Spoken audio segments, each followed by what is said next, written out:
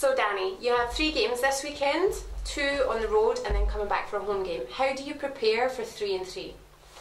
Well, I think you just got to take it one game at a time. Obviously, our first game's against Braehead, so our main focus is the Braehead clan, as well ourselves. But once you get past that night, then your focus becomes Nottingham. Obviously, it helps a little bit that we play Nottingham twice this weekend. So instead of focusing on 3 teams, we're focusing on 2. But like I said, you can't afford to look past teams on the weekend, and our main focus is a big conference game against Braehead clan. And throughout the week we might touch on a few bits and bobs here, regarding the Nottingham Panthers. But like I said, our main focus is Braehead, and we take it one game at a time. And once we're done with that game, no matter what happens, then our focus turns to Nottingham. Yeah, so you played Braehead already on home ice, so this is your first encounter away, and then you go off to Nottingham on Saturday.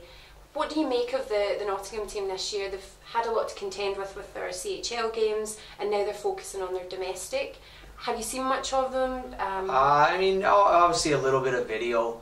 Obviously I'm not a Premier Sports guy, so I haven't seen their games in live in person, but it's a bit difficult. Obviously they've had a lot of combinations of rosters with a lot of bodies coming in and out, injuries. I know they've been hampered by injuries and the amount of games they've played, so it's very difficult to kind of get a gauge on where they're at. We know they're going to be skilled, we know they're going to be creative. Those are the types of teams that Corey always has, and we know they'll compete and be physical as well. So I think we just got to see what kind of lineup they have, and if we can kind of make guys aware of certain individuals that we know a lot about, then we will. Obviously, good goaltender, and like I said before, they score a lot of goals. They're always a creative team, so we'll have to be at our best. Definitely, it's going to be a tough task. Nottingham's not an easy place to go either.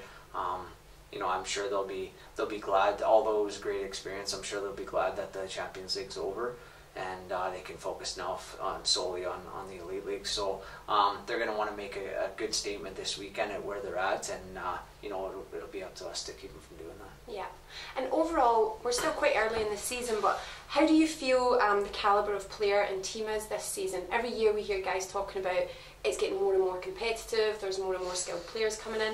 Do you think that trend has continued from last season to this? Yeah, I think, throughout the summer when Dutes and I were recruiting, we'd see what other teams were signing, and some of the guys taken back. I think this year you've seen a lot more guys coming from, a few guys from the DEL, leagues in Austria and stuff like that, and whatever the case may be. That's a testament to where our league's at now. I think the depth of the league has been raised another level, and you've seen it already. It's been competitive.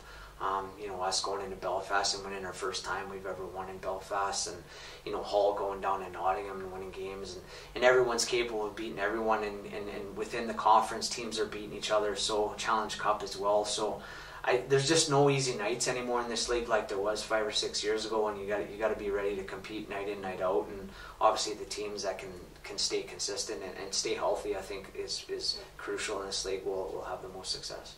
And do you think that's helped with the crowds across the venues? So far in Fife this season, they've had good solid home crowds. You're heading into a game tomorrow that's potentially sold out with a really strong Fife following. Have you been surprised by the crowds in Fife and across the league?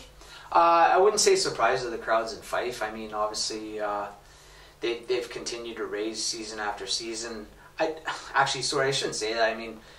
I think the game against Edinburgh, the Challenge Cup, we were surprised at how big that crowd was. Games against Braehead in the league, and those big nights, we know that they're going to be big crowds. But to see the crowd that was here against a Challenge Cup game, that really for them was a non-issue, and it was good to see. And across the league, I think the competitiveness within the conferences has really helped, and with the rivalries. But also, 5-6 years ago, like I said, there was teams at the bottom of the table. If the Nottingham Panthers or Belfast Giants were coming in, fans just didn't show up because they know their team was most likely going to get beat pretty bad, and vice versa as well. Nottingham, Belfast would maybe get 2,000-3,000 people at best because they knew that it was going to be an easy game for their team. But that's not the case anymore, and I think night in, night out, like I said, it's going to be competitive, and that's easier for the teams to sell to their fan base, and the fans are showing up in numbers. Yeah. Thanks, Danny. Good luck this weekend. Thank you.